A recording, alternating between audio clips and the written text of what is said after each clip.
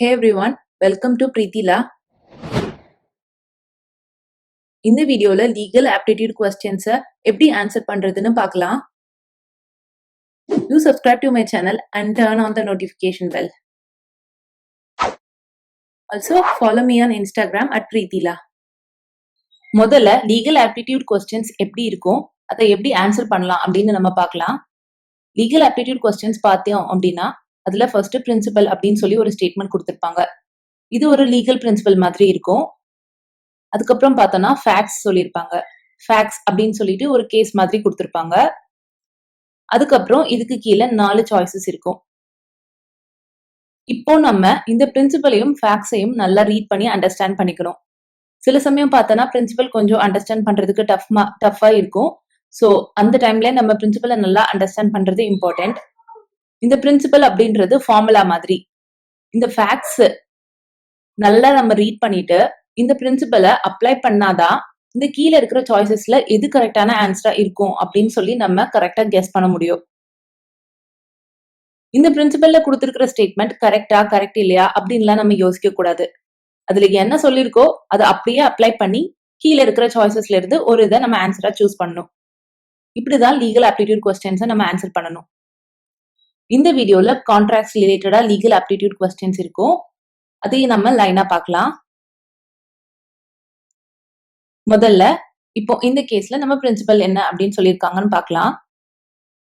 Acceptance of proposal must be the exact mirror image of the proposal. கான்ட்ராக்ட்ல எடுத்துக்கிட்டோம் அப்படின்னு சொன்னா முதல்ல ஆஃபர் இருக்கும் இல்ல, அந்த ஆஃபருக்கு பேர் தான் ப்ரொபோசல். ஒரு ப்ரொபோசல் எப்போ அக்செப்ட் பண்ணப்படுது அப்படின்னா ப்ரொபோசல் என்ன சொல்லியிருக்கோ அதை அப்படியே அக்செப்ட் பண்ணும்போது தான் அந்த இடத்துல அக்செப்டன்ஸ் ஃபார்ம் ஆயிருக்கும். இது பிரின்சிபல். இப்போ ஃபேக்ட்ஸ் என்ன சொல்றாங்கன்னு பார்க்கலாம். A made a proposal to B to sell a chair for ₹500. A B கிட்ட ஒரு ப்ரொபோசல் கொடுக்கறாரு, அந்த சேரை அவர் விற்க விரும்புறதா for ₹500. B is desirous of buying the said chair for ₹400. ஆனா B அந்த சேரை ₹400க்கு மட்டுமே வாங்கணும் அப்படின்னு நினைக்கிறாரு. இப்போ சாய்ஸஸ் பார்க்கலாம். B has accepted the proposal of A. B A கொடுத்த ப்ரொபோசலை அக்செப்ட் பண்ணிட்டாங்களா? B has not accepted the proposal of A. B A கொடுத்த ப்ரொபோசலை அக்செப்ட் பண்ணல. It is not clear if B has accepted the proposal of A. இதை பார்க்கும்போது நம்மளுக்கு கிளியரா புரியல accept பண்ணிட்டாரா பண்ணலையான்னு. It is not clear whether A made a proposal to B. A B கிட்ட proposal make பண்ணாங்களா இல்லையான்றதே புரியல. இப்படி 4 சாய்ஸஸ் கொடுத்திருக்காங்க. இப்போ நம்ம இந்த ஃபேக்ட்ஸ் அண்டர்ஸ்டாண்ட் பண்ணிக்கிட்டோம் இல்லையா? இப்போ இந்த பிரின்சிபல்ல என்ன சொல்லியிருக்காங்களோ அதை அப்படியே அப்ளை பண்ணி ஒரு சாய்ஸை நம்ம கரெக்டா சூஸ் பண்ண போறோம். சோ இந்த क्वेश्चनக்கு எது ஆன்சரா இருக்கும்? B has not accepted the proposal of A. ஏன்னா இந்த இடத்துல கான்சென்சஸ் ஆடிடம் இல்ல. கான்சென்சஸ் ஆடிடம் அப்படின்னா மீட்டிங் ஆஃப் மைண்ட்ஸ். இப்போ A வந்து அந்த சேரை ₹500க்கு விற்கிறேன் அப்படின்னு சொல்றாரு. ஆனா B வந்து அதை ₹400க்கு மட்டுமே வாங்கணும்னு நினைக்கிறாரு. சோ கொடுத்திருக்கிறாங்க, அதை விற்கிறதுக்கு ஒரு அமௌண்ட் சொல்றாங்க, ஆனா அதை வாங்குறதுக்கு இன்னொரு அமௌண்ட்டை அவர் கேட்கிறாரு. சோ இந்த இடத்துல 2 பேரும் ஒரே விஷயத்த ஒரே மாதிரி அக்செப்ட் பண்ணல. 2 பேரும் வேற வேற அமௌண்ட்டை சொல்றாங்க. சோ இப்போ இந்த இடத்துல மீட்டிங் ஆஃப் மைண்ட்ஸ் நடக்கல. அதனால B has not accepted the proposal of A. இப்போ அடுத்த क्वेश्चन பார்க்கலாம். பிரின்சிபல் என்ன சொல்லுதுன்னு முதல்ல நம்ம ரீட் பண்ணி அண்டர்ஸ்டாண்ட் பண்ணோம். Sale of liquor is illegal. All agreements relating to prohibited items do not exist in the eyes of law. Liquor sale பண்றது இல்லீகல் அப்படின்னு சொல்லியிருக்காங்க. அப்புறம் இந்த மாதிரியான ப்ரோஹிபிட்டட் ஐட்டம்ஸை யாராவது செல் பண்றதுக்கு அக்ரிமெண்ட் போட்டாங்கன்னு சொன்னா அப்படி ஒரு அக்ரிமெண்ட் சட்டத்துக்கு முன்னாடி இருக்கவே இல்லை அப்படின்னு சொல்றாங்க. இது பிரின்சிபல். இப்போ நம்ம ஃபேக்ட்ஸ் பார்க்கலாம். A entered into an agreement with B for the sale of liquor. A B இவங்க 2 பேரும் ஒரு அக்ரிமெண்ட் போட்டுக்கிறாங்க. அதுல A வந்து Bக்கு லிக்கர் சப்ளை பண்ணுவாரு. A failed to supply the agreed quantity of liquor to B. ஆனா A வந்து ப்ராமிஸ் பண்ண மாதிரி அந்த லிக்கரை சப்ளை பண்ணல Bக்கு. இது ஃபேக்ட்ஸ். இப்போ நம்ம சாய்ஸஸ் பார்க்கலாம். B can bring a legal action against A.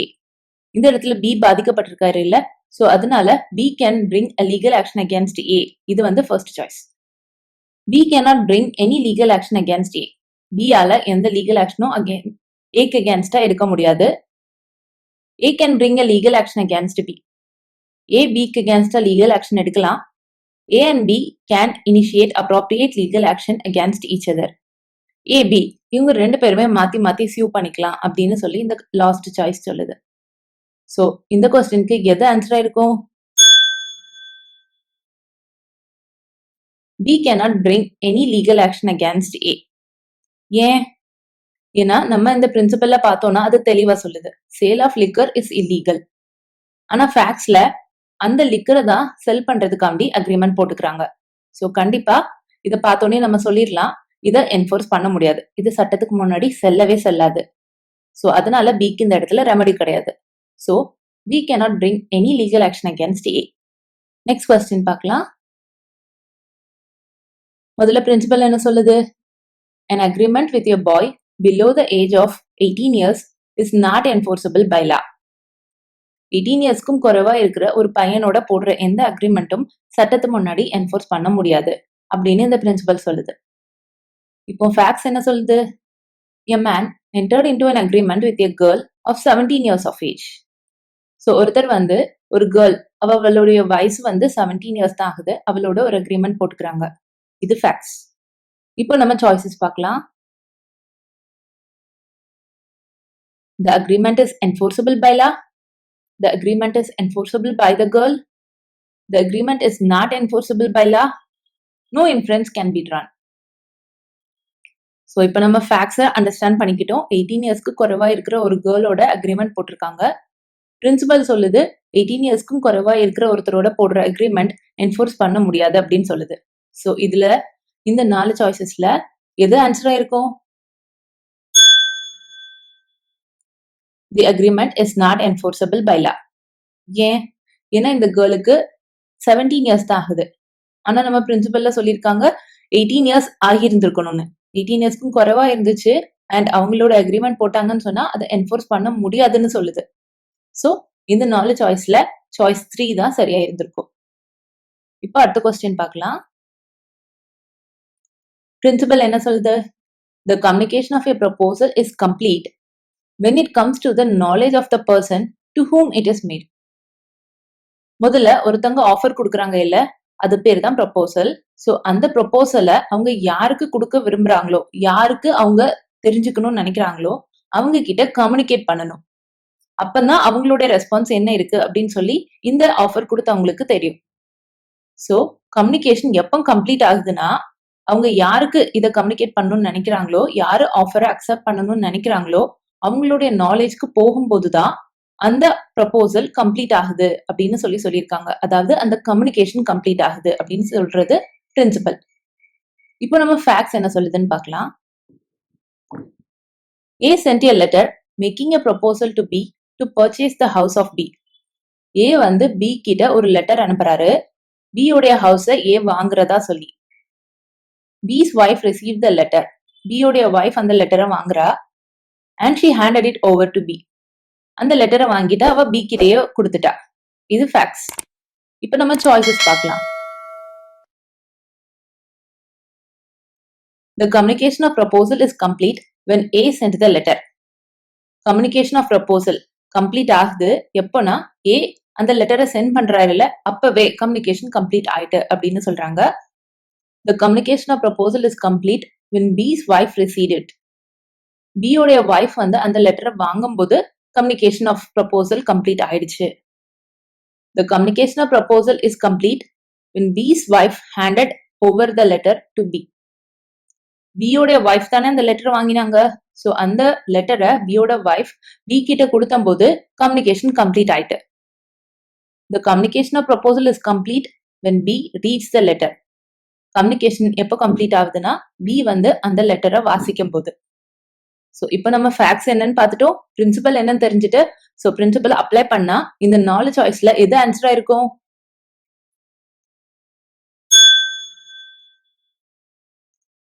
The communication of proposal is complete when B reads the letter. So இப்போ இந்த இடத்துல பார்த்தோம்னா நம்மளுக்கு சாய்ஸ் கொஞ்சம் கூட ட்ரிக்கியா தான் இருக்கு. இப்போ இந்த தேர்ட் சாய்ஸ் பார்த்தோம்னு சொன்னா கூட கொஞ்சம் ட்ரிக்கி தான். ஏன்னா பியோடைய வைஃப் வந்து அந்த லெட்டரை பி கையில கொடுத்த உடனே கூட கம்யூனிகேஷன் கம்ப்ளீட் ஆயிருக்கலாம் இல்ல. ஸோ as soon as பியோட கைக்கு அந்த லெட்டர் போயிடுச்சுனாலே அவங்க கண்டிப்பா வாசிச்சிருந்திருக்க சான்சஸ் இருக்கு அதிகமா. அண்ட் வாசிச்சிட்டாங்கன்னா அந்த லெட்டர்ல இருக்கிற கண்டென்ட்ஸ் என்னன்னு அவங்களுக்கு தெரிஞ்சிருக்கும். ஸோ சாய்ஸ் 3 கூட கரெக்டா இருந்திருக்கலாம். பட் இந்த இடத்துல சாய்ஸ் 4 அதை விட கரெக்டா இருக்கு இந்த பிரின்சிபலை அப்ளை பண்ணும்போது. ஏன்னா இந்த பிரின்சிபல் சொல்லுது எப்போ அந்த யாருக்கு அந்த ப்ரொபோசல் கொடுத்தாங்களோ அவங்களோட நாலேஜ்க்கு போகும்போது கம்யூனிகேஷன் கம்ப்ளீட் ஆகுது அப்படின்னு பிரின்சிபல் சொல்லுது. இந்த ஃபோர்த் சாய்ஸ் என்ன சொல்லுது, அந்த லெட்டர்ல இருக்கிற கண்டென்ட்ஸை பி வாசிக்கும் போது அந்த கம்யூனிகேஷன் கம்ப்ளீட் ஆகுதுன்னு சொல்லுது. சோ என்னதான் பியோட வைஃப் வந்து அந்த லெட்டரை வாங்கியிருந்தாலும், என்னதான் பியோட வைஃப் அந்த லெட்டரை பி கையில கொடுத்திருந்தாலும் அத பி வாசிச்சிருக்கலாம், வாசிக்காம இருந்திருக்கவும் சான்சஸ் இருக்கு. ஆனா அவருடைய நாலேஜ்க்கு கண்டிப்பா போயிருந்திருக்கும் எப்போனா பி அந்த லெட்டரை வாசிச்சிருந்திருந்தா. சோ பி அந்த லெட்டரை வாசிக்கும் போது கண்டிப்பா அவருக்கு நாலேஜ்க்குள்ள போயிட்டு சோ கம்யூனிகேஷன் கம்ப்ளீட் ஆயிட்டு. சோ அதனால வேற எந்த சாய்ஸும் இதுக்கு ஆன்சரா இருக்காது. கம்யூனிகேஷன் எப்போ கம்ப்ளீட் ஆகுதுன்னா பி அந்த லெட்டரை வாசிக்கும் போதுதான். சோ இப்போ புரியுதா இந்த மாதிரி கொஸ்டின்ஸை எப்படி நம்ம அண்டர்ஸ்டாண்ட் பண்ணி ஆன்சர் பண்ணணும்னு? இப்போ நம்ம நெக்ஸ்ட் கொஸ்டின் பார்க்கலாம். பிரின்சிபல் என்ன சொல்லுது? When at the desire of one person, any other person has done or abstained from doing something, such act or subsistence or promise is called a consideration for the promise. So ஒருத்தங்க இன்னொருத்தங்க சொன்ன மாதிரி அவங்க பேச்சு கேட்டு ஒரு வேலையை செய்யறதும் செய்யாம இருக்கிறது மூலமா அவங்க சைட் ஆஃப் கன்சிடரேஷன் அவங்க செய்யறாங்க அப்படின்னு சொல்லி இந்த பிரின்சிபல் சொல்லுது. இப்போ நம்ம ஃபேக்ட்ஸை பார்க்கலாம். X, the uncle of Y, made a promise to pay him an amount of rupees 1 lakh as reward if Y quits smoking and drinking within 1 year. So Y வந்து ஸ்மோக்கிங் அண்ட் ட்ரிங்கிங்க ஒரு வருஷத்துக்குள்ளே stop பண்ணியாச்சுன்னு சொன்னா அந்த X அப்படின்ற uncle வந்து அவங்களுக்கு அதாவது Yக்கு 1 lakh rupees தரதா சொல்றாங்க. Y quit smoking and drinking within 6 months. Y வந்து 6 monthsக்குள்ளேயே ஸ்மோக்கிங் அண்ட் ட்ரிங்கிங்க ஸ்டாப் பண்ணிடுறாங்க. சோ இது ஃபேக்ட்ஸ். இப்போ சாய்ஸஸ் பார்க்கலாம். Consideration has moved from the side of X. X சைட்ல இருந்து அவருடைய கன்சிடரேஷன் மூவ் ஆயிருக்கு. Consideration has moved from the side of Y. Y சைட்ல இருந்து அவர் பார்ட் ஆஃப் கன்சிடரேஷன் மூவ் ஆயிருக்கு. No consideration has moved from the side of Y. Y சைட்ல இருந்து எந்த கன்சிடரேஷனும் மூவ் ஆகல. Quitting smoking and drinking cannot B a consideration. Smoking and ட்ரிங்கிங்கை குவிட் பண்றது ஒரு கன்சிடரேஷனா இருக்காது அப்படின்னு லாஸ்ட் சாய்ஸ் சொல்லுது. சோ இப்போ நம்ம ஃபேக்ட்ஸ் என்னன்னு வாசிச்சு அண்டர்ஸ்டாண்ட் பண்ணியாச்சு. பிரின்சிபல் என்ன சொல்லுதுன்னு நம்ம பார்த்தோம். சோ இந்த 4 சாய்ஸ்ல எது ஆன்சரா இருக்கும்?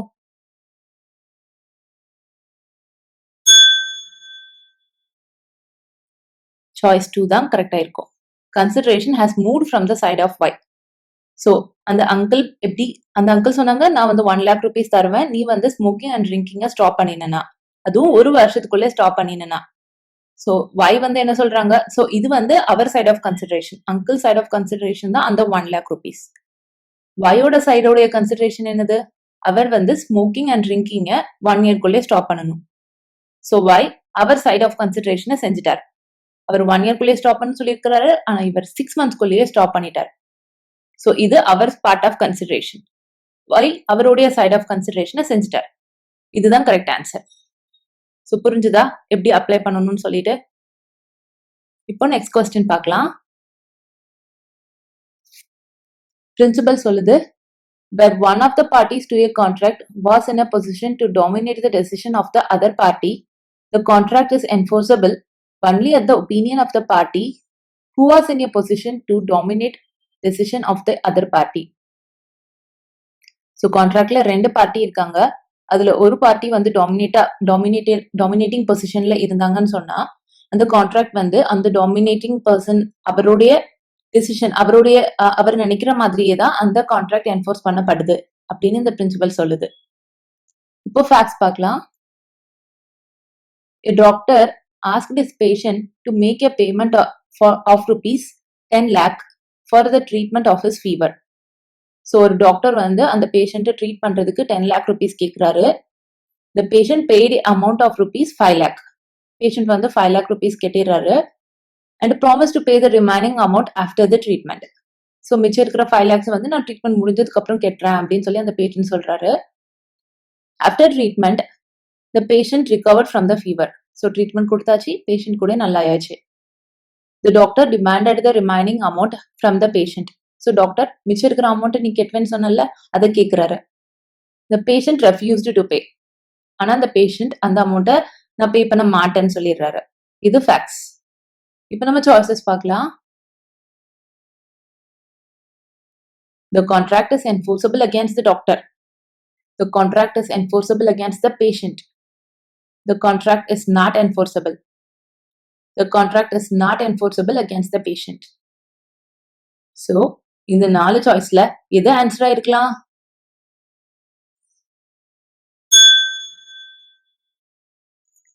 The contract is enforceable against the patient. So இதுல நம்ம ஃபேக்ட்ஸ்குள்ளே போய் எல்லாம் ஆராய்ச்சி பண்ணக்கூடாது. ஸோ இது கொடுத்துருக்கிற ஸ்டேட்மெண்ட் கரெக்டா, இப்படி எல்லாம் ஃபேக்ட்ஸ் சொல்லியிருக்காங்க அப்படின்லாம் நமக்கு எதுவும் யோசிக்க கூடாது. ஸோ பிரின்சிபல்ல என்ன சொல்லியிருக்காங்க, கான்ட்ராக்ட்ல 2 பார்ட்டி இருக்கிறாங்க, அதுல ஒருத்தங்களுடைய பொசிஷன் வந்து கொஞ்சம் டாமினேட்டிங் பொசிஷனா இருக்கு. ஸோ இந்த இடத்துல டாக்டர் அண்ட் பேஷண்ட் அவங்க 2 பேர் தான் கான்ட்ராக்ட்ல இருக்கிற பார்ட்டிஸ். இதுல ஒருத்தருடைய பொசிஷன் டாமினேட்டிங்கா இருக்கு. யார் இதுல டாமினேட்டா இருக்கிறா? டாக்டர் தான் இருப்பாரு. ஸோ டாக்டர் டாமினன்ட் பொசிஷன்ல இருக்கிறாரு. ஸோ அவருடைய விருப்பத்து மாதிரியே அந்த கான்ட்ராக்ட் என்ஃபோர்ஸ் பண்ணப்படும் அப்படின்னு சொல்லி தான் பிரின்சிபல் சொல்லுது. ஸோ இந்த 4 சாய்ஸ்ல எது ஆன்சரா இருக்கும்? The contract is enforceable against the patient. So patient அவர் சொன்ன மாதிரியே அந்த மிச்ச அமௌண்ட்டை கட்டணும். இதுதான் இந்த கொஸ்டினுக்கு ஆன்சர். Next question. Principle.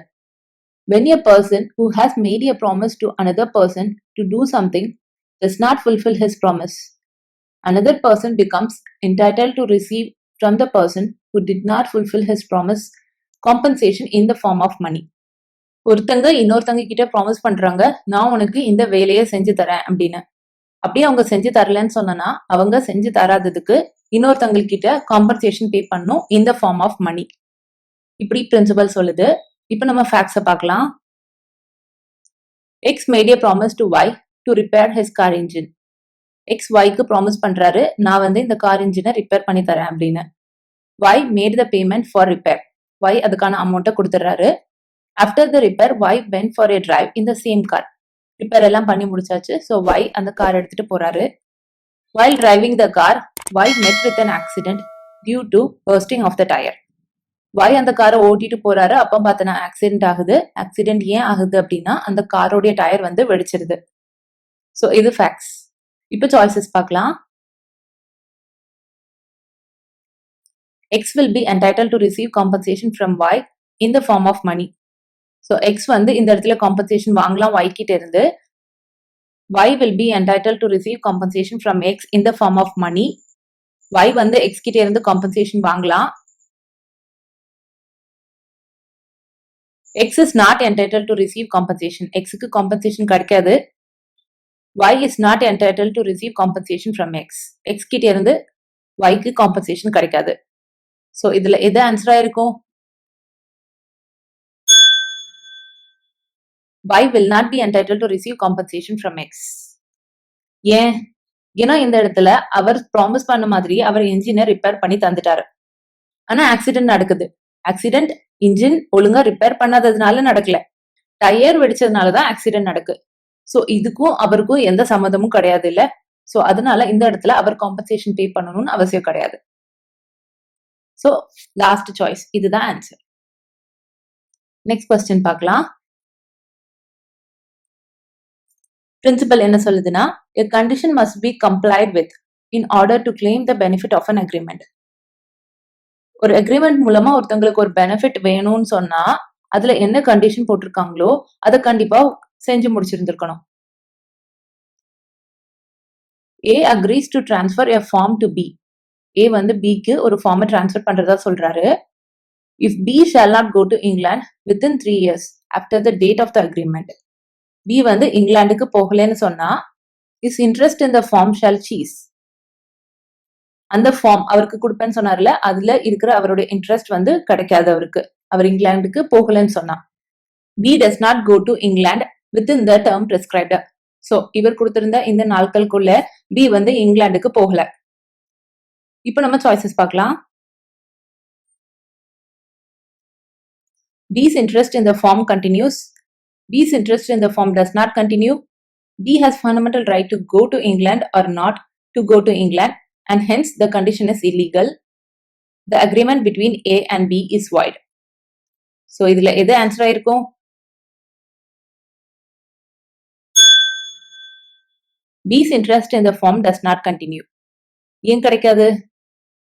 ஏன்னா இதுல சொல்லியிருக்காங்க நீ வந்து இங்கிலாந்துக்கு போகலன்னு சொன்னா உனக்கு இந்த ஃபார்ம்ல இருக்கிற இன்ட்ரெஸ்ட் கிடையாது அப்படின்ட்டு. சோ அவர் இங்கிலாந்துக்கு போனாதான் அந்த ஃபார்ம் அவர் வாங்கிக்க முடியும். சோ இந்த இடத்துல அவர் இங்கிலாந்துக்கு போகல. சோ அப்ப அவருக்கு இன்ட்ரெஸ்ட் கிடையாது அந்த ஃபார்ம்ல. சோ அதனால B's interest in the form does not continue. So next question பார்க்கலாம். An interest created depends upon a condition fails if the fulfillment of the condition is impossible. ஒரு கண்டிஷனை செய்யறது மூலமா ஒருத்தங்களுக்கு ஒரு இன்ட்ரெஸ்ட் கிடைக்குதுன்னு சொன்னா ஒருவேளை அந்த கண்டிஷனை செய்ய முடியாம போகும்போது அந்த இன்ட்ரெஸ்டும் கிடைக்காம போயிடும் அப்படின்னு சொல்றதுதான் இந்த பிரின்சிபல். இப்போ நம்ம ஃபேக்ட்ஸை பார்க்கலாம். A promises to pay rupees 10 lakh to B on condition that he shall marry A's daughter C. A வந்து Bக்கு 10 lakh rupees கொடுக்கறதா சொல்றாரு. A உடைய டாட்டர் C வந்து அவர் மேரேஜ் பண்ணும்போது at the date on which A gave rupees 10 lakh to B, C was dead. So எப்போ அந்த 10 lakh rupees அவர் கொடுக்கறாரோ அன்னைக்கு பார்த்தா C வந்து இறந்துடுறாங்க. இது ஃபேக்ட்ஸ். இப்போ நம்ம சாய்ஸஸ் பார்க்கலாம். B's interest fails. B's interest fails because of immorality. B's interest fails because of prohibition by law. B's interest does not fail. So இதுல எது ஆன்சரா இருக்கும்? B's interest fails. Bக்கு அவர் நினைச்ச மாதிரி அந்த 10 lakh rupees அதுல இருக்கிற இன்ட்ரெஸ்ட் வந்து அவருக்கு கிடைக்காது. அந்த 10 lakh rupees அமௌண்ட் கிடைக்காது. ஏன் கிடைக்காது? ஏன்னா ஒரு கண்டிஷன் போட்டிருந்தாங்க. என்னன்னா C வந்து அவரை மேரேஜ் பண்ணணும். C வந்து B மேரேஜ் பண்ணினாதான் அவருக்கு வந்து 10 lakh rupees கிடைக்கும் அப்படின்றதுதான் கண்டிஷன். இப்போ இந்த பிரின்சிபல் சொல்றதை வச்சு பார்த்தோம்னு சொன்னா அந்த கண்டிஷனை ஃபுல்ஃபில் பண்ணவே முடியாது. ஏன்னா C வந்து இறந்துட்டாங்க. சோ இப்போ அந்த கொடுத்திருக்கிற கண்டிஷனை ஃபுல்ஃபில் பண்ண முடியாம போறதுனால அந்த கண்டிஷனை ஃபுல்ஃபில் பண்ணா எந்த இன்ட்ரெஸ்ட் கிடைக்குமோ அதுவும் கிடைக்காம போயிடும். சோ இப்போ அந்த கண்டிஷனை ஃபுல்ஃபில் பண்ண முடியாம போயிட்டு இல்ல. சோ அதனால அந்த கண்டிஷன் மூலமா கிடைக்கக்கூடிய இன்ட்ரெஸ்டும் கிடைக்காது. சோ Bக்கு அந்த அமௌண்ட் கிடைக்காது. இதான் ஆன்சர். Next question. பிரின்சிபல் என்ன சொல்லுதுன்னா mere silence as to facts likely to affect the decision of a person to enter into a contract is not fraud. So ஒருத்தங்க கான்ட்ராக்ட் குள்ள என்டர் ஆக ட்ரை பண்றாங்க. சோ அந்த time இன்னொரு party சும்மா சைலண்டா இருக்கிறாங்கன்னு சொன்னா அது ஃப்ராடுன்னு அர்த்தம் ஆகாது அப்படின்னு இந்த பிரின்சிபல் சொல்லுது. இப்போ ஃபேக்ட்ஸை பார்க்கலாம். A sells to B, A's daughter who is a minor, a horse which A knows to be unsound. A வந்து B கிட்ட ஒரு ஹார்ஸை விற்கிறாங்க. ஆனா ஏக்கு தெரியும் அந்த ஹார்ஸ் வந்து அன்சவுண்டா இருக்கு அப்படின்ட்டு. A says nothing to B about the unsoundness of the horse. A வந்து B கிட்ட அந்த ஹார்ஸ் சரியா இல்ல அப்படின்னு சொல்லி எதுவுமே சொல்லல. இது ஃபேக்ட்ஸ். இப்போ சாய்ஸஸ் பார்க்கலாம். A has committed fraud.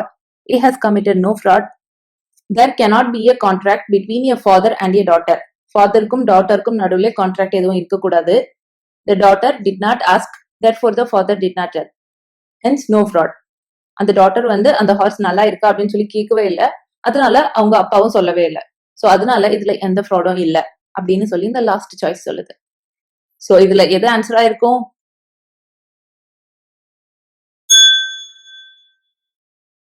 A has committed no fraud. ஏன்? ஏன்னா நம்ம இந்த பிரின்சிபலை பார்க்கணும். பிரின்சிபல் சொல்லுது mere silence as to facts likely to affect the decision of a person to enter into a contract is not fraud. ஒருவேளை A வந்து அந்த hours அன்சவுண்டா இருக்கு அப்படின்னு சொல்லியிருந்தாருன்னா B வந்து அந்த கான்ட்ராக்டுக்கு அக்செப்ட் பண்ணிருக்கவே மாட்டாங்க. ஆனா இந்த இடத்துல அவர் சைலன்ஸா இருந்ததுனால அந்த ஹார்ஸ் வந்து அன்சவுண்டா இருக்கா இல்லையா அப்படின்றத பத்தி கான்ட்ராக்ட் என்டர் ஆகும்போது அந்த டாட்டருக்கு தெரியவே செய்யாது. சோ ஆனா இந்த பிரின்சிபல் சொல்லுது மியர் சைலன்ஸ், ஜஸ்ட் அமைதியா இருக்கிறது மூலமா இன்னொருத்தருடைய டெசிஷன் மாத்தலாம் அப்படின்ற சாய்ஸஸ் இருக்கும்போது அது வந்து ஃப்ராடா ஆகாது அப்படின்னு இந்த பிரின்சிபல் சொல்லுது.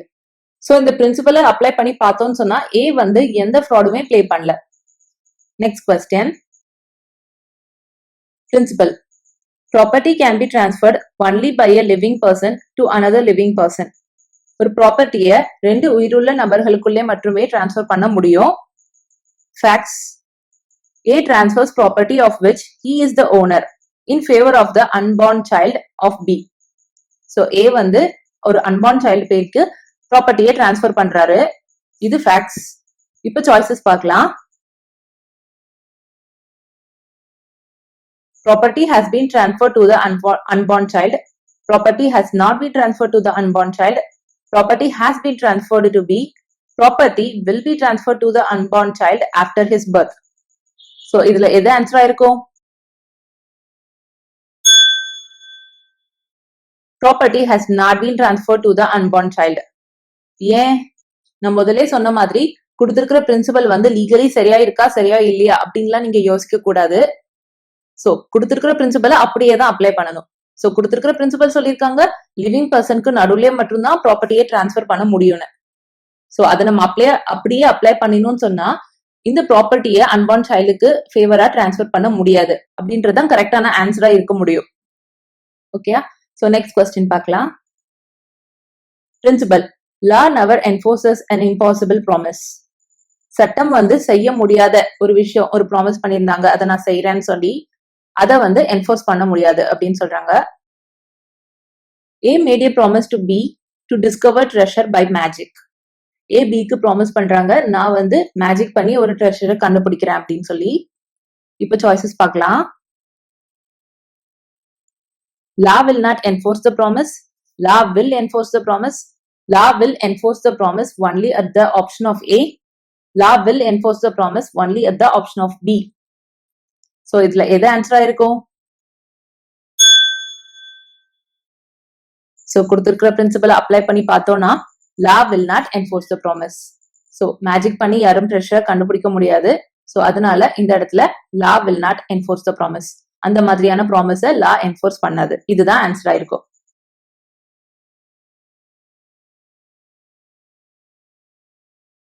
That's all I have for you today. நான் இந்த வீடியோல சொல்லி கொடுத்தது எல்லாம் உங்களுக்கு நல்லா புரிஞ்சிருக்கும்னு நினைக்கிறேன். So do subscribe to my channel so that என்னுடைய future videos நீங்க மிஸ் பண்ணாம பார்க்கலாம். So அடுத்த வீடியோல உங்களை பார்க்கறேன். Bye.